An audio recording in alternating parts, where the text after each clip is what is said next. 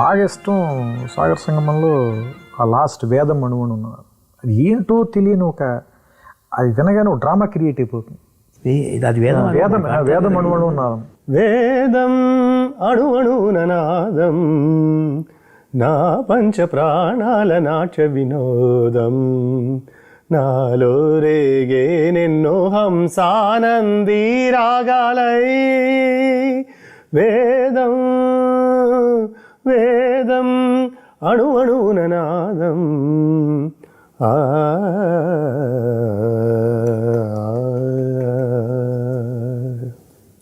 వినగానే ఏంటో ఒక ఫీలింగ్ వచ్చి నాకు నోస్టాలజిక్ అయిపోతుంది వినగానే. అది రాగం హంసానంది రాగం, అది అందుకనే హంసానంది అని రాశారు అందులో మాట ఆయన. ఇంకొకటి హంస అనే మాట వింటే యాక్చువల్గా ఆడు చనిపోబోతున్నాడు, హంస ఎగిరిపోయిందని అంటారు. బేసిక్గా హంస స్పిరిచువల్ దాంట్లో కూడా వాడతారు. ప్రాణం హంస లాంటి పవిత్రమైంది, ఒక తెల్లటి కాంతి పుంజం లాంటి దేహం. అవును, సో అది వెళ్ళిపోయింది అని బేసిక్గా. అందుకని దానికి కూడా మ్యాచ్ అవుతుంది, ఎందుకంటే చనిపోవడానికి ముందు పాడుతూ ఉంటాడు. కానీ స్థాయిలు మంచి స్థాయిలు ఎత్తుకున్నాడు ఆయన ఇళయరాజా. ఆ స్థాయిలో ఎత్తుకోవటంలోనే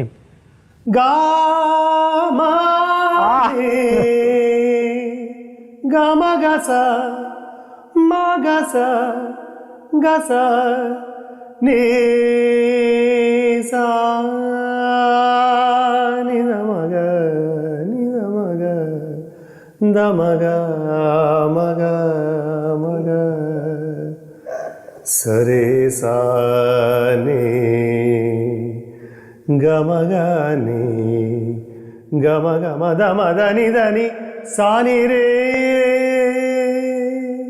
అది ఎట్లా వచ్చేస్తుందంటే ఆ పాట అది ఎవరో కంపోజ్ చేశారు, మనం ఇట్లా పాడాలి ఇదంతా ఉందన్నట్టుగా ఉండదు. అది ఒకడెవడో వాళ్ళు ఒక ఇన్నర్ సెట్ చేశారు. అది ఇన్నర్ శక్తి అంటామే, వాడు వెతుక్కున్నాడు ఏదో అన్నట్టు, మదనం వెతుక్కుంటే ఉంటుంది. Probing your way in the dark, perfect అట్లా ఉండాలని అనుకున్నప్పుడు మనం అలా చెప్పినప్పుడు మహానుభావులు అందుకనే వాళ్ళకి దండం పెట్టాలి ముందర మనం. ఎందుకంటే మనకు ఐడియా రావటం ఒక ఎత్తే, దాన్ని వాళ్ళు అర్థం చేసుకుని దానికి తగ్గ రెండో ఎత్తు, మూడో ఎత్తు ఆ ఇళయరాజా, అంతకంటే పై ఎత్తు బాలసుబ్రహ్మణ్యం. వీటన్నిటినీ క్రోడీకరించి నాకు ఇవ్వటానికి ఇంతమంది చేయాలి. ప్రేరేపణ నాది కావచ్చు, ఇగ్నిషన్ స్విచ్ నాదే కావచ్చు. ఫస్ట్ గేర్ ఒకళ్ళు, సెకండ్ గేర్ ఒకళ్ళు, థర్డ్ గేర్. ఒక మాట అనిపిస్తుంది ఇప్పుడు మీరు చెప్తుంటే, యాక్చువల్గా ఈ పాట వింటుంటే ఏం చెబితే అది చెయ్యాలి అని ఒక సంగీత దర్శకుడు అనిపిస్తుందండి. నాకైతే కూడా అందట్లేదు. అది చెప్పాడు కాబట్టి ఆయన ఇస్తున్నాదండి. అది కరెక్టే లేదు. ఏమి చెప్తే అసలు అలాంటిది ఒకటి చెయ్యాలి అంటే, ఏమి కదిపితే, ఏ కార్డు కరెక్ట్గా మనం ముట్టుకుంటే ఆ పాట చేయాలనిపిస్తుంది, అది చెప్పటం సామాన్య విషయం కాదు. ఒక ఇన్స్పైర్ చేయటం అనేది ఇప్పుడు ఫస్ట్ అప్పటికప్పుడు వాళ్ళు వచ్చి కూర్చుంటారు. నువ్వు ఎప్పుడు వస్తున్నావు, నాకు అదంతా ఆలోచించి నేనంతా అయిపోయి రెడీగా ఉన్న పాట కావాలన్నప్పుడు వచ్చి కూర్చుంటున్నావు. నువ్వు పాట డిస్కషన్లో త్రూ అవుట్ కనుకుంటే నా స్టోరీ డిస్కషన్లో నువ్వు ఇంబైబ్ అయి ఉంటావు, నీకు కూడా లోపల నరాల్లో నా కథ నీకు జీర్ణించుకుంటావు. ఇప్పుడు వచ్చావు ఫ్రెష్గా, నువ్వు ఓ రైటర్ అప్పుడే వచ్చాడు, లిరిక్ రైటర్ అప్పుడే వచ్చాడు, మ్యూజిక్ డైరెక్టర్ అప్పుడే వచ్చాడు. నువ్వు అంది కరెక్టే చాలా. ఎందుకంటే మనం ఇంత చెప్తే రాసేవాడికి ఆయన మహాదేవన్ గారు ఎప్పుడు ముందర రాయించుకుంటాడు, ఆయన పాట ట్యూన్ ఇవ్వడు. అప్పుడు వాళ్ళకి బాగా లోపలికి ఎక్కేదాకా నరాల్లోకి ఇంట్రావెనస్ ఇంజక్షన్లు 4-5 ఇచ్చేసిన తర్వాత అంటే చెప్పడం గొప్పతనం ఉంది కాదు, చెప్పడం నా బాధ్యత. శంకరానాథ శరీర పాడాలని ఉన్నప్పుడు అందరూ వచ్చారు, త్యాగరాజ ఉత్సవాలు జరుగుతున్నప్పుడు మిగతా బ్రాహ్మణులు వాళ్ళు వీళ్ళు అందరూ వచ్చి కూర్చున్నారు. ఒక్కసారి మంజు భార్గవి ఒక పచ్చత కాబట్టి అక్కడ కూర్చోగానే అందరూ లేచి వెళ్ళిపోయారు. అందరూ లేచి వెళ్ళిపోతే ఒక్క ఈయనను మంజు భార్గవి కూడా వెళ్ళిపోయింది, ఈయన శంకరుడు మిగిలితే నువ్వు ఉన్నావు కదా నాకు చాలు అన్నట్టుగా పాట రావాలండి అని చెప్పకపోతే ఇంకా ఎక్కువ మాటలు చెప్పుంటాం. లేదు సార్, అంటే నేను అనేది ఏంటంటే సార్, మీరు చెప్పే దాంతోపాటు చెప్పంది కూడా ఏదో ఉంటుంది సార్. అది అంటే ఇది చెప్పడం మూలంగానే ఈ చెప్పంది లోపలికి వెళ్తుంది సార్, అది సంగీతంగా బయటకు వస్తుంది. అంటే మీకు ఒక ఎగ్జాంపుల్గా చెప్పాలి అంటే, ఇప్పుడు అదే శంకర శాస్త్రి గారు అంటే నేను ఎవరినో బాధ పెట్టాలని ఏదో మాట్లాడట్లేదు, అదే మంజు భార్గవి గారు, తర్వాత కమల్ హాసన్ గారు తెలుగులో చేసిన గుర్తుపెట్టుకునే సినిమాలన్నీ ఏం చేసినవి.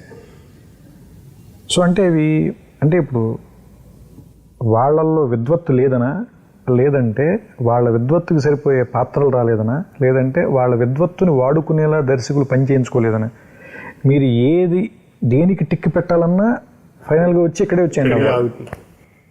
సో మీరు ఏ ప్రశ్న వేసుకున్నా సమాధానం వచ్చి ఆన్సర్ ఒకటే, అన్నిటికీ ఆన్సర్. 5 మార్కుల ప్రశ్న అయినా 1 మార్కు ప్రశ్న అయినా దేనికైనా కానీ అంతే. పూర్వ ఎగ్జాంపుల్ అదే కేవీ విశ్వనాథనే రావాలి మళ్ళీ.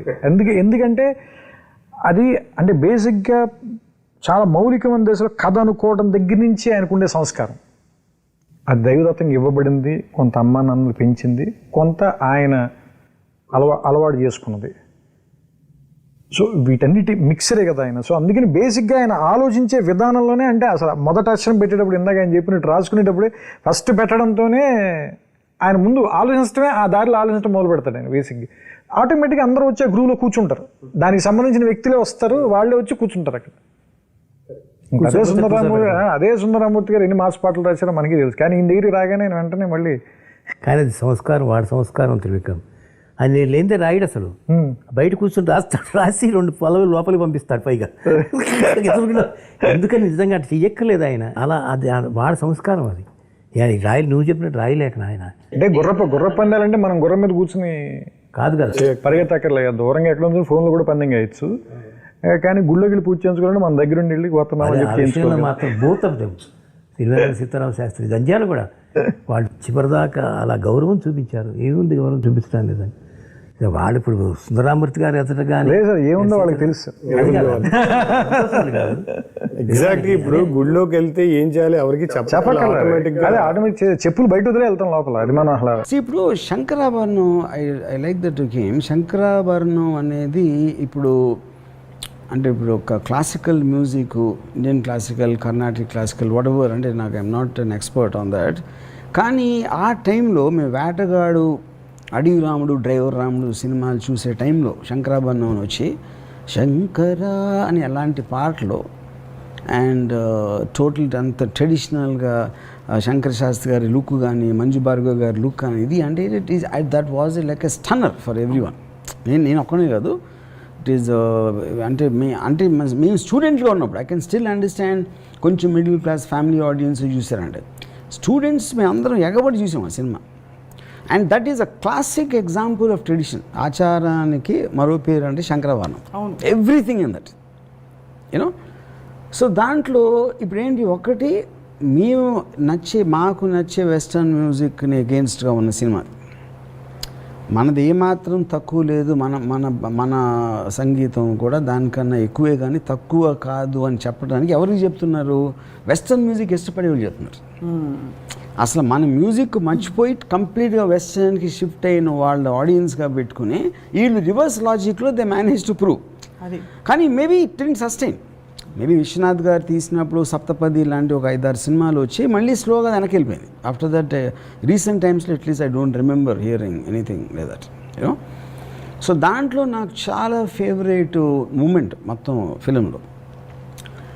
ఇప్పుడు ఫిలిం కాంటెక్స్లో ఒక ఎంతో వెలుగులో ఉన్న ఒక వ్యక్తి ఏదో కారణాల వలన ఈ వెస్టర్న్ మ్యూజిక్ ఇన్ఫ్లుయెన్స్ కిందకు వచ్చి మళ్ళీ ఆ వెలుగులోకి తీసుకురావడానికి ఒక శిష్యురాలు దాన్ని ట్రై చేసినప్పుడు దానికి ఉన్న ఒక కృతజ్ఞతతో అది చేసినందుకు ఆ వ్యక్తికి అది నాకు ఎంత నచ్చిందంటే, పాశ్చాత్య సంగీతపు పెను తుఫానుకు రెపరెపలాడుతున్న సాంప్రదాయ భారతీయ సంగీత జ్యోతిని ఒక కాపు కాయటానికి తన చేతులు అడ్డుపెట్టిన మహామనిషికి శిరస్సు వంచి పాదాభివందనం చేస్తున్నాను. మనిషి నిలువెత్తున ధనం సంపాదించినప్పటికీ దొరకునా ఇటువంటి సేవ. అది that for me is brilliance.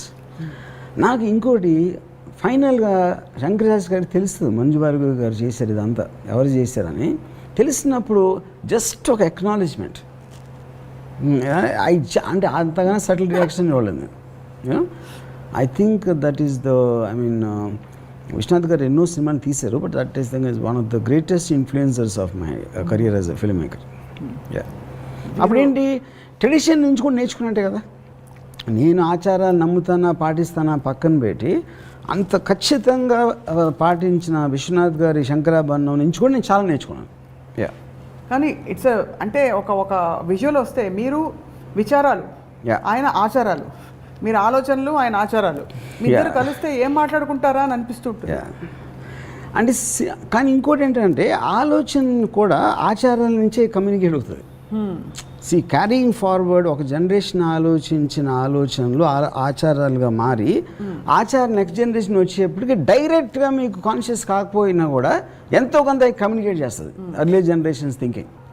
So విజువల్గా ఏదో ఒక ఎంటర్టైన్మెంట్ అయితే ఉంది, ఒక పద్ధతి, ఒక తీరు, ఒక యూటిలిటీ అన్నీ ఉన్నాయి ఆచారాలు. ఇంట్లో నందులన్నీ ఫైట్ చేసుకుంటూ ఉంటాయి గురుగారి ఇంట్లో. మీకు కూడా బెస్ట్ జ్యూరీ అవార్డ్ ఈ సినిమాకి వచ్చింది, and I think film fair award కూడా వచ్చింది ఈ సినిమాకి. అంతకుముందు మీకు నంది అవార్డ్ వచ్చిందా? Was it the first experience for you? No, and when you get for an award for a film you really enjoyed working, people have really appreciated, and you see a new side in the actor. People have loved that kind of acting. You really feel good about it, and you enjoy that, the appreciation and the career lo kunne dorugutayi. It's just unfortunate that I couldn't do many more films. అంత best film చేసిన తర్వాత opportunity మళ్ళీ చిన్న అబ్బాయి చేశారు, అది కూడా చాలా రోజులు అయింది చేసి. Given a chance would you? Yeah, that's why in fact I felt like I was again, even though it was not his film, when I worked that in Kalsunavara, it was like I never felt so happy in my life. I mean, it was like when he came back and we worked so well, and it was so enjoyable, and I was so happy that he came and worked in my film, in Nangar's film. Being a son of a very senior producer, మీకు కానీ రామనాయుడు గారికి కానీ అన్నయ్య గారికి కానీ పెద్దవాళ్ళు చేయాల్సిన character లాగా అనిపించి అలా ఏమైనా అప్రహెన్షన్స్ ఉండేయా మీరు before? No, every single day, you won't believe it. After I got into film career, my brother and my father, no matter what films I did earlier, they kept on saying that you have to work with that Vishwanath garu. There's no other thing. ఎప్పటికైనా first ఒక cinema ఆయనతో నేర్చుకుంటేనే you learn real acting అనేది. మన విశ్వనాథ్ గారి మనస్తత్వం గురించి విశ్లేషించుకుంటే చాలు, వారి సినిమాల గురించి మనం విశ్లేషించుకున్నట్లు. అంటే ప్రతిదీ వారి మనసులో నుంచి ఉద్భవించినటువంటి సినిమాలే అన్నీ కూడా. అంటే వారికి సమాజం పట్ల ఎంత కన్సర్న్ ఉంది, సమాజం పట్ల ఎంత నిబద్ధత ఉంది, కళల పట్ల ఎంత మక్కువ ఉంది, వాటి పట్ల ఎంత ఆరాధన ఉంది, అలాగే మన సంప్రదాయాలు సత్సంప్రదాయాలు వీటి పట్ల వారికి ఉన్నటువంటి అభిమానం ఎంత ఉంది, వాటిని కాపాడుకోవాల తపన ఎంత ఉంది, ఇవన్నీ వారి మానసిక పరిస్థితుల్లో నుంచి మనస్తత్వంలో ఉన్నటువంటివి ఆయన సినిమాల్లో రిఫ్లెక్ట్ అవుతుంటాయి. మరీ ముఖ్యంగా హ్యూమన్ వాల్యూస్, మానవతా బంధాలు, అవి నిజంగా ఈనాటి సినిమాల్లో కానీ ఏనాటి సినిమాల్లో చూసినా వాటిని ఆలంబనగా చేసుకున్నా సరే వాటి ఇంటెన్సిటీ అనేది అంతంత మాత్రంగానే ఉంటుంది. అలాంటిది దాని ఆ విలువల్ని పూర్తిగా ఆయన సినిమాల్లో మనం సుస్పష్టంగా మనం చూడగలం. అట్లాగా ఒక ప్రతి సినిమాలో ఒక సోషల్ ఇష్యూని తీసుకుంటారు, దానికి ఒక ఆన్సర్ చెప్తారు ఆయన సినిమాల్లో. అండ్ విశ్వనాథ్ గారి గురించి చెప్పేంత పెద్దవాడిని కాదు, కానీ ఆయన అత్యంత దగ్గర మనిషిగా ఉండే అదే నీ నమ్రత, అదే ఉన్నటువంటి. ఇవాళ మీరని పిలవాలా నువ్వని పిలవాలా నాకు అర్థం కాని టైంలో నేను ఒకసారి అన్నా కూడా అన్నమాట, ఏమని పిలవాలి, అది ఇది ఒకటా రెండా వారితో ఉన్న నాకు అనుబంధానికి, వారి పట్ల నాకున్న అభిమానానికి అలవోక వస్తూనే ఉంటాయి. చెప్పాల్సి బోల్డ్ అంత లోపల తన్నుకు వస్తున్నాయి మాటలు. నేనే రిస్టర్న్ అవుతున్నాను, ఎట్లాగా ఎంతవరకు మాట్లాడాలి ఎంతవరకు మాట్లాడకూడదు అని దీని మీద. మీరు విశ్వనాథ్ గారికి చేసిన రెండవ సినిమా స్వయం కృషి చాలామందిని ఇన్స్పైర్ చేసింది, చాలామంది జీవితాల్లో ఎంతో మార్పులు తీసుకొచ్చింది. కృషితో నాస్తి దుర్భిక్షం అనడానికి, స్వయం కృషితో ఏ స్థాయికైనా ఎదగచ్చు అనడానికి మీరే ఒక పర్ఫెక్ట్ నిదర్శనం సార్. స్వయం కృషి అనే సినిమా అదొక వ్యక్తిత్వ వికాసపు పుస్తకం లాగా మనం అనుకోవచ్చు. అది ఆ మనిషి ఎంత ఎత్తుకు ఎదిగినా సరే అణిగిమణిగి ఉండాలి, ఒదిగి ఉండాలి, నిండా ఫలాలతో నా చెట్టు ఎలా ఎత్తు వంగి ఉంటుందో అలా ఉండాలి అని చెప్పినటువంటి కథ. గురువుగారు ముందు చెప్పినట్లుగా ఇందాక చిరంజీవి నేను ఆ సమయంలో శుభలేఖ సమయంలో ఎలాగా చూశానో, అప్పుడు ఎట్లా బిహేవియర్ ఉందో, ఈ రోజుకి అదే రకంగా ఉంటాడు అంటే బహుశా ఆయన సినిమాలను చూసి ఆ సినిమాల నుంచి ఇన్స్పైర్ అయ్యి దాని నుంచి ఆ రకంగా మేము నేర్చుకున్నామేమో అని కూడా అనుకోవచ్చు. సో ఇట్స్ ఎ లెసన్, ప్రతి సినిమా ఒక లెసన్. అందుకనే అది కేవలం వినోదాత్మకమే కాదు, అందులో విజ్ఞానం కూడా ఉంటుంది. అందుకనే అవి ఒక పర్సనాలిటీ డెవలప్మెంట్ పుస్తకాల్లాగా అనుకుంటాను. అందులో స్వయం కృషి బెస్ట్ ఎగ్జాంపుల్. అండ్ క్యారెక్టరైజేషను ఒక చెప్పులు కుట్టుకునే స్థాయి నుంచి ఒక పెద్ద షూ కంపెనీ ఓనర్గా ఎదిగి ఒక కార్లు మంది మార్బలం ఇంత హంగామా ఉన్నా సరే తను బేసిక్స్ని వదలలేదంటానికి, రూట్స్ మర్చిపోవటం లేదు, నేను మర్చిపోకూడదు అని తానుగా ఒక నిర్దేశించుకోవటానికి చక్కటి అట్మాస్ఫియర్లు పెట్టుకుంటాడు.